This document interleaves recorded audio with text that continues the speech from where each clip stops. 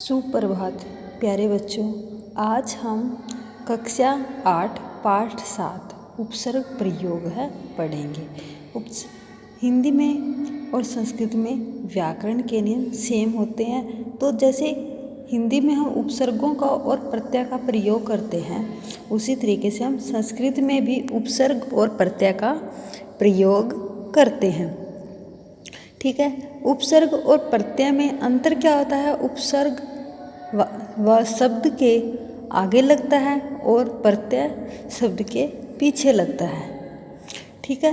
यानी कि जब उपसर्ग शब्द के आगे लगता है तो उसके अर्थ में परिवर्तन होता है, लेकिन जब प्रत्यय शब्द के पीछे लगता है उसके अर्थ में परिवर्तन नहीं होता।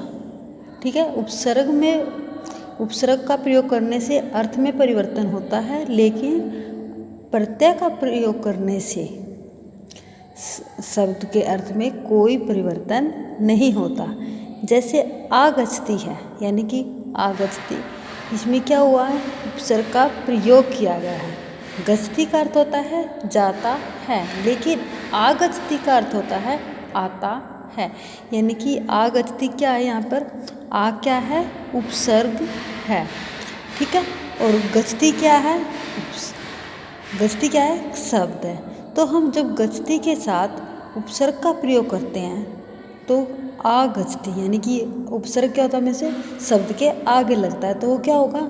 आगच्छति। और उसका अर्थ क्या होगा? आता है। गच्छति गच्छति आगच्छति सः, जाते जाते वह आया। यानी कि गच्छति गच्छति, जाते जाते वह, सह क्या होता है? वह, आगच्छति आया। करोति करोति अनुकरोति सः। ठीक है। करते करते वह अनुकरोति, करता है, यानी कि कर रहा है।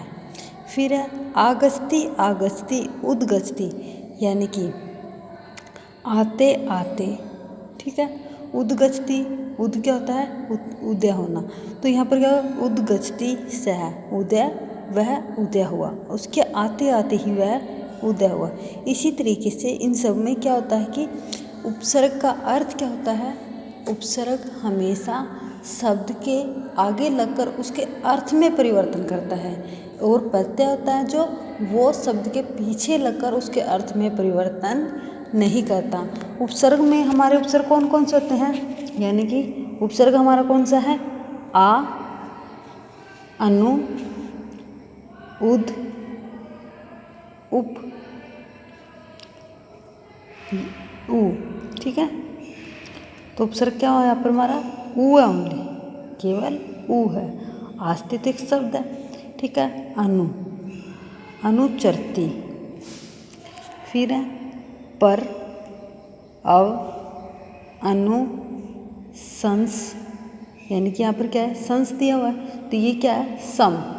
म और अ को मिलाते हैं जब हम, तो माँ और आधे वर्ड को मिलाते हैं तो क्या बनता है? एक पूर्ण आधे वर्ड का निर्माण होता है। यानी कि म के साथ हम जब स को मिलाते हैं तो किसका वर्ड निर्माण होता है?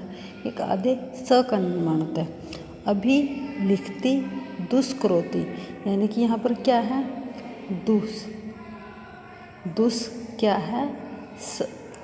उपसर्ग है, और करोति क्या है? शब्द है। ठीक है। यानी कि धातु है। फिर है निष्क्रांति, यानी कि निस क्या है? और उपसर्ग है, और क्रांति क्या है? धातु है, यानी कि धातु शब्द है। अतिचरती, अति क्या है? शब्द उपसर्ग है, और चरती क्या है? उपसर्ग, धातु है, यानी कि चरती के साथ हमने प्रयोग किया तो यहाँ पर चरती क्या हुई? धातु है। उसी तरीके से निसरती, तो यहाँ पर क्या हुआ? तो निसरती, तो यहाँ पर क्या है?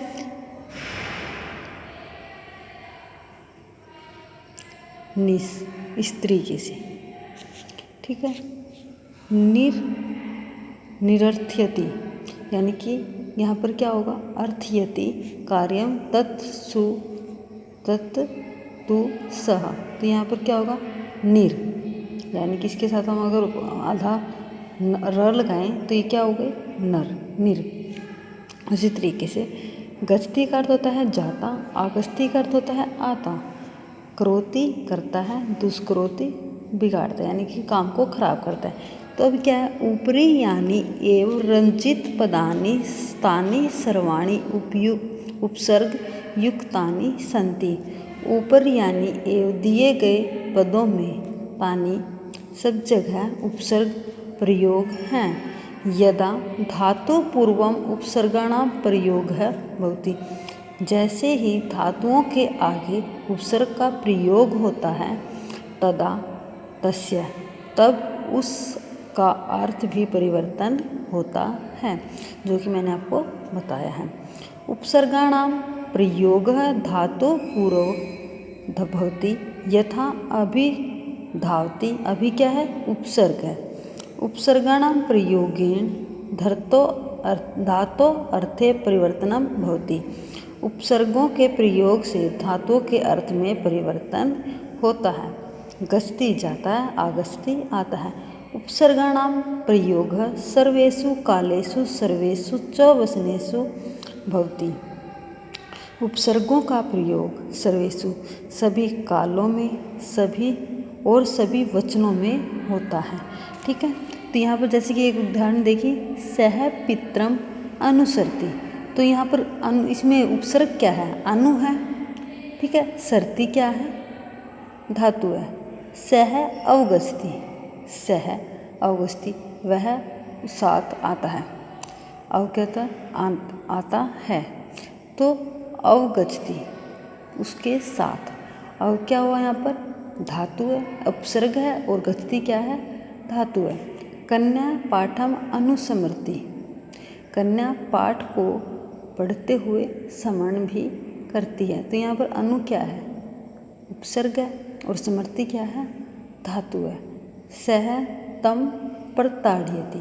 तो यहाँ पर प्रताड़यति भी क्या है, उपसर्ग पर, और ताड़यति क्या है, धातु। ठीक है, तो इस तरीके से बच्चे हमें ये सब याद करना है। धन्यवाद।